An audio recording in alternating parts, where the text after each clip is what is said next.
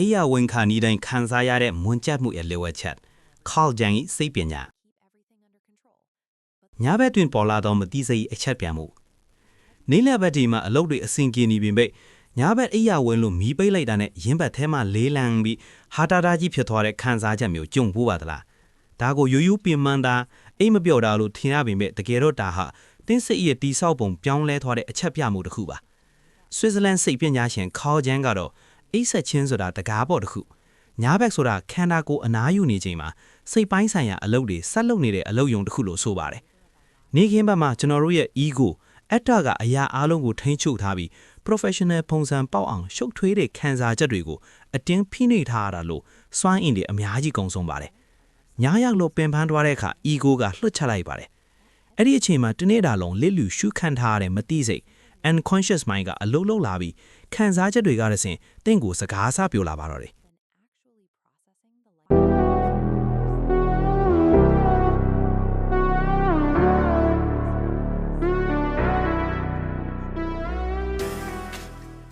အရေးနဲ့မနှက်ဖန်ထပုံစံကြံတိတ်ဆိတ်သွားတဲ့အချိန်မှာပေါ်လာမဲ့စစ်မှန်တဲ့ခံစားချက်တွေကိုရှောင်လွှဲဖို့ကျွန်တော်တို့ဟာဖုံးပွက်တာတချင်းနားထောင်တာ podcast ဖွင့်တာတွေနဲ့အာရုံလွှဲတတ်ကြပါတယ်ဒါပေမဲ့ဖုံးပိတ်လိုက်တာနဲ့တနေ့လုံးရှောင်ပြေးလာခဲ့တဲ့အဲ့ဒီအတွေးတွေကချက်ချင်းဖမ်းမိသွားပါတော့တယ်ကားဂျန်ကဒီလိုဖဲခြင်းခံထားရတဲ့မနာလိုမှုကြောက်ရွံ့မှုမလုံလောက်မှုခံစားချက်တွေကိုအရေးဒီ shadow လို့ခေါက်ခဲ့ပါတယ်သူတို့ကိုအတင်းဖိနှိပ်ထားရင်ပျောက်သွားမှာမဟုတ်ပဲမတီးစိတ်ထဲရောက်သွားပြီးနောက်နေ့တွေမှာတင်မတီးလိုက်ပဲတင်းရဲ့အဖို့အမှုတွေဆုံးဖြတ်ချက်တွေကိုထိန်းချုပ်သွားပါလိမ့်မယ်စိတ်ပိုင်းဆိုင်ရာရင်းချက်မှုဆိုလားကိုယ့်ရဲ့အကောင်းဘက်တွေကိုကြည့်နေတာမဟုတ်ပဲဒီလိုမှောင်မိုက်တဲ့အစိတ်အပိုင်းတွေကိုရဲရဲဝံ့ဝံ့ရင်းဆိုင်တာဖြစ်ပါတယ်အိပ်ပျော်ခါနီးအချိန်မှာနေခင်းဘက်ကယူတကိတ်ဘေးတွေအားလုံးရပ်တန့်သွားပြီးစိတ်ဟာခံစားချက်တွေနဲ့တင်ကိထတွေနဲ့လာဆက်သွေးပါတော့တယ်တင်အိမ်မဖြောက်ခင်နောက်ဆုံးခံစားလိုက်ရတဲ့ခံစားချက်ဟာတင်းရဲ့လက်ရှိအခြေအနေကိုကိုစားပြုတဲ့ခံစားချက်ပုံစံချမ်းတစ်ခုဖြစ်သွားပါတယ်အိပ်ဆက်ချဲဆိုတာအရာအားလုံးကိုဖျက်ပစ်လိုက်တာမဟုတ်ပါဘူးမတိစိတ်ကဒီနောက်ဆုံးခံစားချက်ကိုညဘက်ကနေနောက်နေ့မနက်ထိတည်ဆောင်သွားမှာပါတကယ်လို့တင်ဟာစူးရင်ပူပန်မှုတွေနဲ့မွန်းချက်မှုတွေနဲ့အိယာဝင်ခဲ့ရင်နောက်နေ့မနက်မှာတွေ့ရမယ့်အလုပ်တွေလူတွေအားလုံးကိုအဲ့ဒီစူးရင်ပူပန်မှုခံစားချက်ကနေပဲအလိုအလျောက်စစ်ထုတ်ကြည့်မြင်သွားမှာပါနေခင်းဘက်မှာအလေးအကျင့်တစ်တွေဘလောက်ပဲလှုပ်ညာတိုင်းအဲ့ဒီခံစားချက်အဟောင်းနဲ့ပဲအိယာဝင်စီသည်တင်ဘဝဟာအတန်တရာလဲနေအောင်ပါ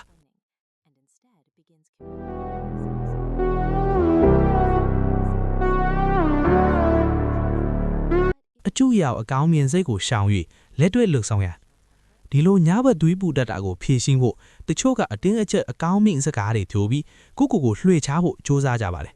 ဒါပေမဲ့ခေါင်းချမ်းကဒီနီးလန်းကိုလုံးဝမလက်ခံပါဘူးအတူအရောက်အကောင်းမြင်စိတ်နဲ့ဖုံအုပ်လိုက်တာဟာအရေးကိုပိုနှက်ချက်နေရာကိုတွန်းပို့လိုက်တာဖြစ်ပြီးမနှက်ဖြန်မှာတင့်ကိုပိုပြီးဒုက္ခပေးပါလိမ့်မယ်အစစ်အစစ်ပြောင်းလဲခြင်းညာဘက်ပေါ်လာတဲ့အဲ့ဒီဂမောက်ရကြခံစားချက်တွေနဲ့အတူရဲရဲဝံ့ဝံ့ရင်ဆိုင်နိုင်ရမှာမယ်ဒါကိုဂျန်က individuation လို့ခေါ်ပြီးတကယ်ပြောင်းလဲမှုဆိုတာအတူအယောင်မျက်နှာခုံးတွေကိုဖယ်ရှားဖြစ်ခြင်းကနေလာပါလေဒါကြောင့်ဒီညကစပြီးဒီအလေးအကျင့်ကိုစလုံးကြည့်ပါအိယာဝန်ခါနီတင်းတဲ့ဖုံးကိုအဝေးမှာထားပြီးအတန်တွေ screen တွေနဲ့အာယုံလွှဲတာကို rotten လိုက်ပါတိတ်ဆိတ်တဲ့နေရာလေးဖန်တီးပြီးတင်းရဲ့အာယုံကြောစနစ်တွေငြိမ်ကျသွားအောင်ရင်ဘတ်မှာလက်တစ်ဖက်တင်ထားလိုက်ပါအဲ့ဒီအချိန်မှာပေါ်လာတဲ့ခံစားချက်ကိုတေးချအာယုံစိုက်ပြီးစိုးရိမ်ပူပန်မှုဟာတာတာဖြစ်မှုဒါမှမဟုတ်ပင်မနွမ်းချင်မှုစသဖြင့်နာမည်တစ်ခုပေးလိုက်ပါအဲ့ဒီခံစားချက်ကိုအကဲမဖြတ်ပါနဲ့ပြင်ဆင်ဖို့လည်းမကြိုးစားပဲရှိတဲ့အတိုင်းလေးပဲအတိအမှတ်ပေးလိုက်ပါတင်ခွေးထားတဲ့ခံစားချက်တစ်ခုကိုတတိတရားနဲ့အတိအမှတ်ပေးလိုက်တဲ့အခိုင်အမာတုံးနဲ့အခြေအနေတွေပြောင်းလဲသွားပါပြီသူ့ကိုတက်တက်ကျူးလိုက်တာနဲ့နောက်နေ့မှာတင့်ကိုအလိုအလျောက်ထင်းချုပ်နိုင်စွာဆုံးရှုံးသွားပါလိမ့်မယ်ဒီအလေးအကျင့်ကိုညစဉ်ပုံမှန်လုပ်သွားမယ်ဆိုရင်ပိုပြီးပေါ့လျားတည်ငြိမ်နဲ့မနှက်ခင်တွေနဲ့နိုးထားလာပါလိမ့်မယ်အကင်းပဲအခြေအနေတွေကချက်ချင်းပြောင်းလဲသွားခြင်းမှာပြောင်းလဲသွားလိမ့်မယ်ဒါပေမဲ့တင့်ရဲ့တုံးပြန်မှုတွေကိုလမ်းညွှန်ပေးနေတဲ့အတွင်းစိတ်ကတော့မှန်ကန်စွာချိန်ညီပြီးသားဖြစ်သွားပါပြီ